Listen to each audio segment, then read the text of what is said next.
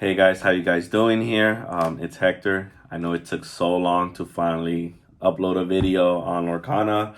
As you guys know, this is a brand new channel. I used to have a YouTube channel with my former team, 24K for Yu-Gi-Oh!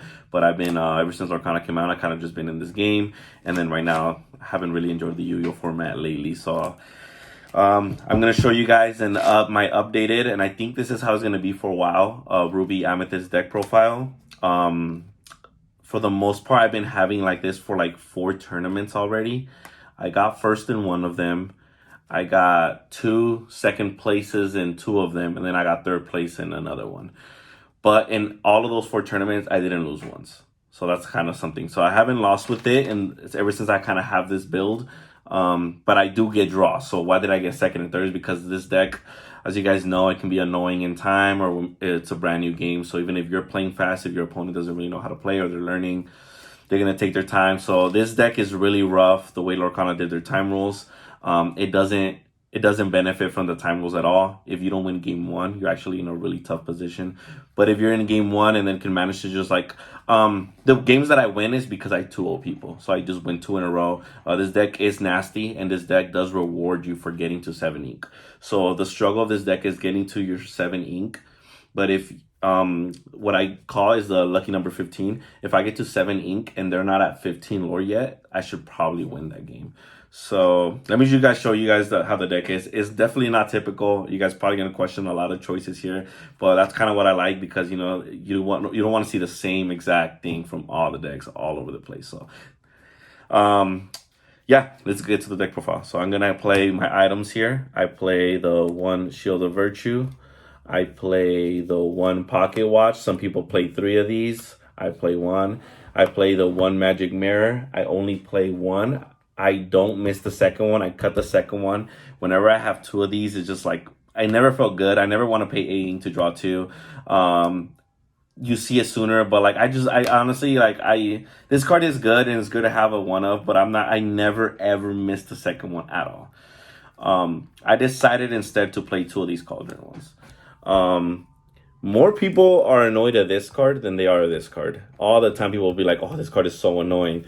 I want to see this as soon as possible, because if I see Magic Mirror early, I have to wait a few turns to even get this going. This one, right away, I'm getting to pick what I draw. I look at the top 2, put the bad one at the bottom, put one on top. Also, this deck struggles with uninkables sometimes. So this is a way to make sure that I have inkables, that I'm drawing inkables, so I can just ink sometimes if I draw a bunch of uninkables. So honestly, this card is insane. Also, Beast from Steel. By the time he comes out in turn 5, you already got to look at like 4 cards for this 4 times. So that's pretty good. I play 5 of these items. I like this ratio. I do not plan on changing this ratio at all. For my 1 inks, I play the 1 Archimedes. I play the 1 Sergeant Tibbs. So these are full right here. Sorry if you hear noise in the background. Someone's coming into my house. But I play the 1 Sergeant Tibbs, the 1 Archimedes. It's the same person, honestly. It's the 2 and 2, the foil cards. So I don't play 4. I don't want to play 4. I think just 2 is the right number, so I'm going to keep it at that. I play 4 Befuddles.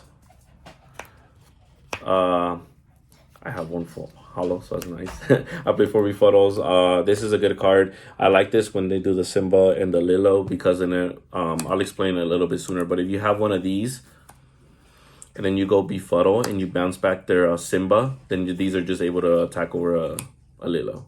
So that's how I do that. So that's the 4 Befuddles and the 2 Tibbs and Archimedes. There's also another card that sometimes I save, and that is the 3 Rafiki. The 4 Rafiki, sorry. I recently just added a 4th. This card is a must at 4, guys. You guys can do 3 if you guys want to, but I like it at 4. Sometimes I hold a Befuddle and a Rafiki, and then once I do it, I still bounce their Simba, and then I go with Rafiki, attack their Lilo, and this has 2 lives left, and then I can continue to kill 2 more things. If you play it smart, your Rafikis for sure should kill 2 figures at least. So that's kind of how I do it with the Befuddle, and why I like the Befuddle. I also put the 4 Rafiki, and I play the 3 Gaston. This takes out Cusco, so I like it because it's a 2 ink that takes out Cusco, and I don't have to deal with anything else. But it also can take out 2 of the 2 little figures, so I like that ratio at all. The reason I'm not playing 4 is because I decided to play one Donald Duck. I like how it has 3 shield. Is this correct? Should you be playing this? No. But I'm playing this because Donald Duck is literally my favorite Disney character. So that's why I'm playing him. And he's foil. So I'm going to play him and I'm going to make it work. That could be another good stone. So that could be another Archimedes. You guys can do whatever you guys want with that. I do 4 Maleficents. You guys know how this is like such a good card. Everyone that's playing purple is playing 4. You bring it out, you draw it, and then this one's a singer, as you guys all know, because this one's always singing this other card right here. I feel like that just everyone does it. The Maleficents, and then they're singing the friends on the other side. Draw a card, draw 2 cards. So usually you get to draw 3 off the Maleficent, technically speaking. My other 3 inks, I play 3 Aladdin. If I didn't want to play the Donald Duck, I think I would replace it with another Aladdin. Aladdin's also one of my favorite characters, but also you play 4 because your opponent loses a lore, and you kind of want to make sure they're down on lore by the time you get to your high ink time, like high characters. Why don't I have a 4th? I don't have a 4th because I have 3 foils, and then I don't have the other one that's foil.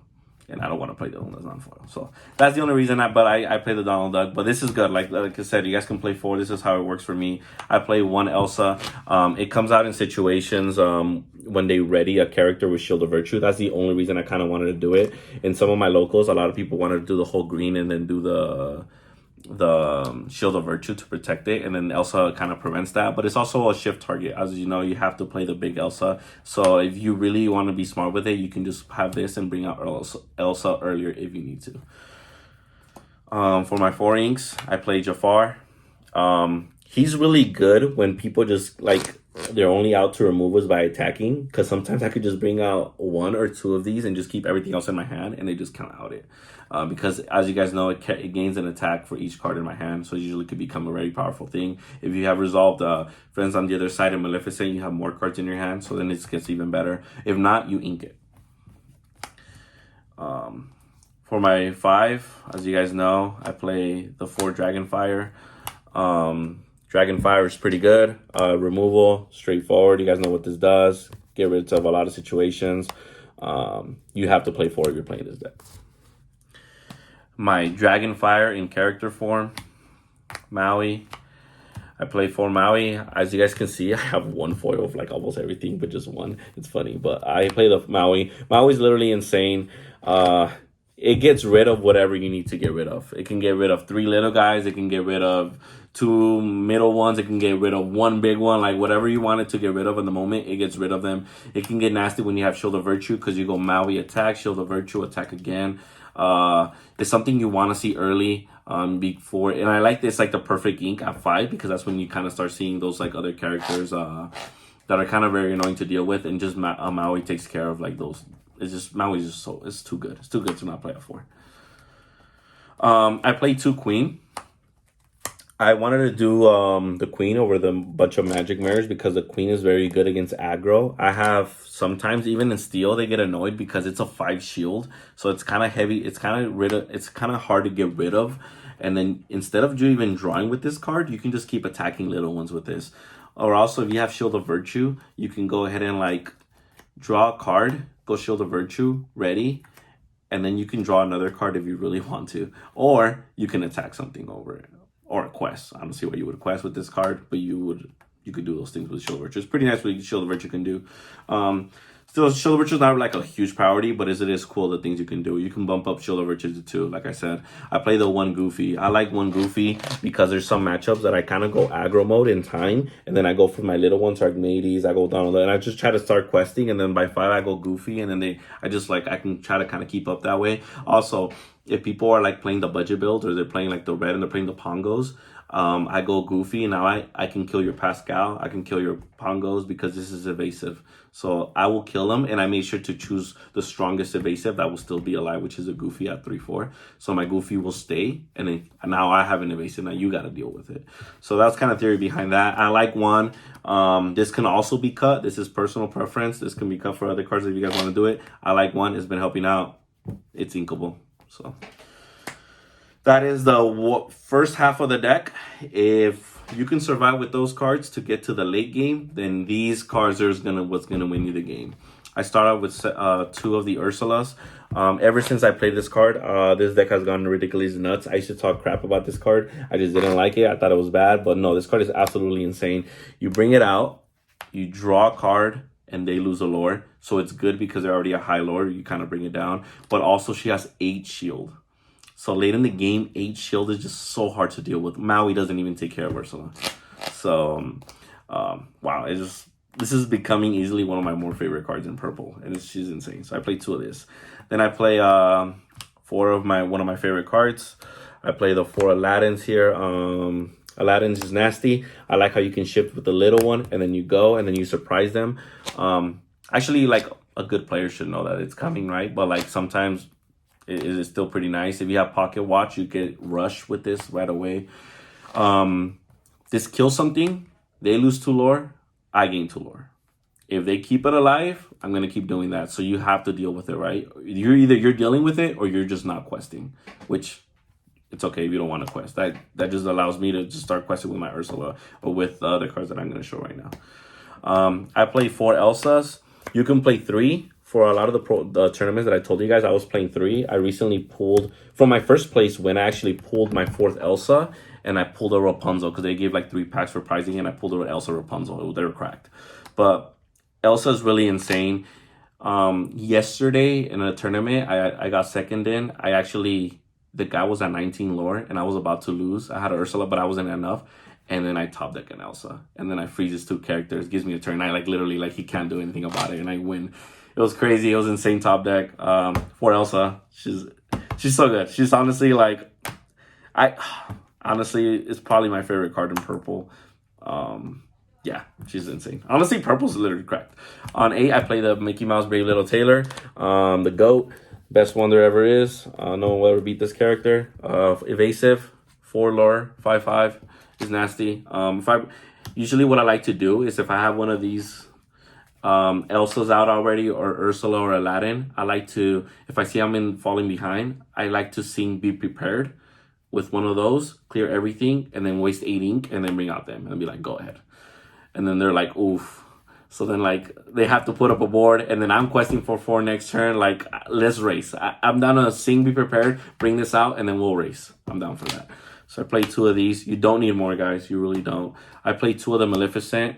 A lot of people play 4, but a lot of people, I guess, have money for the 4 or just doing projects. I don't know what it is, but I'm not going to play 4. It was this deck's already expensive as it is. Like I said, I pulled my 4th Elsa. I could play 3 Elsas. I can play 2 of these. I'll be perfectly fine with that. I don't miss. I don't think I would even, if the card dropped to $15 as the end of this video, I don't think I'd still buy the other 2. Honestly, I still wouldn't put them in this deck. I think this card is just really good. It's good at 2. But I don't even bring it out that often. So that's just that. I bring these 2. I think it's fine. The reason you play this deck is because you have stuff that nobody else does, which is Be Prepared. And the best way to play it is in purple, because it lays you, purple red, you play into the late game, and this is when you drop this card. And any other red variants, Be Prepared is very kind of mid, honestly. But in this deck, as you guys know, this card just wins you games. This is the reason why you play it. This is the reason why people are afraid of this deck. This deck is insane.